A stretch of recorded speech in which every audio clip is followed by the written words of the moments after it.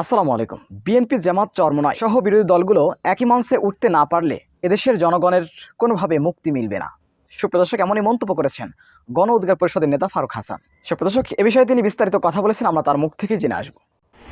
বাংলাদেশের মুক্তির জন্য এখন যেটি অতীব জরুরি প্রয়োজন, দেশের মানুষের ডিমান্ড, সেটি হচ্ছে বিএনপি, জামাত ইসলামী, ইসলামী আন্দোলন বাংলাদেশ সহ আমরা ছোট ছোট যে রাজনৈতিক দলগুলো আছি সবগুলো বিরোধী রাজনৈতিক দলের একটি বৃহত্তর জাতীয় ঐক্য।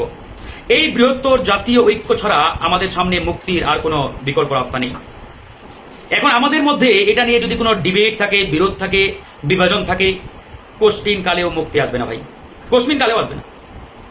যে যাই বলেন, আমাদের আদর্শিক দ্বন্দ্ব থাকতে পারে, আইডিওলজিক্যাল ডিফারেন্স থাকতে পারে, দূরত্ব থাকতে পারে, হোয়াট এভার, সেটি আমরা আমাদের নিজেদের জায়গায় রাখি। আমরা যদি সত্যিকার অর্থে ভারত এবং ভারতের যে দোসর শেখ হাসিনার হাত থেকে এই বাংলাদেশকে মুক্ত করতে চাই, তাহলে বিএনপি, জামাত সহ সবগুলো বিরোধী রাজনৈতিক দলকে নিয়ে এক মঞ্চে বসতেই হবে। যুগপৎ আন্দোলনে কাজ হবে না। যদি মনে করে থাকেন যুগপৎ আন্দোলন করবো আমরা যে যার জায়গা থেকে, নো, এক মঞ্চেই বসতে হবে, এক মঞ্চেই উঠতে হবে। শেখ হাসিনার চাল এটা, যাতে আমরা এক মঞ্চে না উঠতে পারি, বিরোধী সকল দল যাতে এক মঞ্চে দাঁড়াতে না পারে, এটি আওয়ামী লীগের একটা এজেন্ডা। এখন আমরা নিজেরাই যদি আমাদের নিজেদের ভিতরে বিভাজন রেখে শেখ হাসিনার এজেন্ডা বাস্তবায়ন করি বা করে যাই, তাহলে কিভাবে মুক্তি আসবে আপনারাই বলুন? আমি তো মুক্তির রাস্তা দেখি না ভাই। যদি আমরা মুক্তির চিন্তা করি, সত্যিকার অর্থে মুক্তি চাই, আমি আবারও বলছি, বিএনপি, জামাত, ইসলামী আন্দোলন সহ বিরোধী রাজনৈতিক দলগুলোকে এক মঞ্চে বসতেই হবে, বসতেই হবে, বিকল্প নেই। আমরা নির্দ্বিধায় স্বীকার করতে পারি বাংলাদেশের প্রথম সারি রাজনৈতিক দল কারা।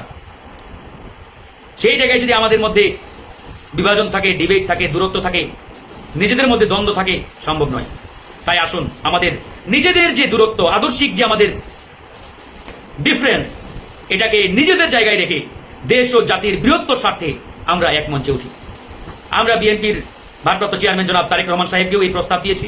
জামাত ইসলামীর সংগ্রামী আমির ডাক্তার শফিকুর রহমানের সাথে মিটিং হয়েছে, তাকেও বলেছি। চরমোনাই পীর সাহেব, ইসলামী আন্দোলন বাংলাদেশের সম্মানিত আমির সৈয়দ ফয়জুল করিম সাহেবের সাথেও আমাদের মিটিং হয়েছে, রেজাউল করিম সাহেবের সাথে মিটিং হয়েছে, ওনাকেও বলেছি। আমরা সকল রাজনৈতিক দলের শীর্ষ নেতাদের বলেছি আমাদের জায়গা থেকে যে আপনারা আসুন, ঐক্যবদ্ধ ডাক দেন, আমরা একটা মঞ্চে উঠি। কে ছোট দল, কে বড় দল, এই বিভাজন রাখা যাবে না। প্রত্যেকটা রাজনৈতিক দলকে আমাদের সম্মান করতে হবে, শ্রদ্ধা জানাতে হবে, স্যালুট জানাতে হবে। যদি তার 100 জন, 50 জন, 10 জন মানুষ থাকে, এজ এ পলিটিক্যাল পার্টি হিসাবে তাকে সেই সম্মানটুকু আমাদের প্রত্যেককেই দিতে হবে। এখন আমাদের ভিতরে যদি অহমিকা থাকে যে আমি বড় দল, আমি ওকে কেন হিসাব করব, আমি এই দল, আমার এই আছে সেই আছে, তাহলে ভাই হবে না। আমাদের এই আত্ম অহমিকা, অহংকার ছুঁড়ে ফেলে দিয়ে নির্বিশেষে দল মত এক মঞ্চে উঠতে হবে। আমি আবারও বলছি, এক মঞ্চে উঠতেই হবে। একটা মঞ্চে প্রত্যেকটা দলের একজন নেতা করে হলে উঠতে হবে, একসাথে সবাই হাতে হাত রেখে মুষ্টিবদ্ধ হয়ে যদি ঘোষণা দিতে পারে আজ থেকে শেখ হাসিনার পতন না হওয়া পর্যন্ত আমরা আন্দোলনে আছি, রাজপথে আছি, আমার দৃঢ় বিশ্বাস ইনশাআল্লাহ মুক্তি আসবেই। আর শেখ হাসিনা এটাই চায় যাতে কোনো বৃহত্তর ঐক্য না হয়, সবগুলো নেতা যাতে এক মঞ্চে না ওঠে, এটি আওয়ামী লীগ প্রচন্ডভাবে চায়। এখন আমরা কি চাই সেটা সিদ্ধান্ত আমাদের নিতে হবে, আপনারাই নেন।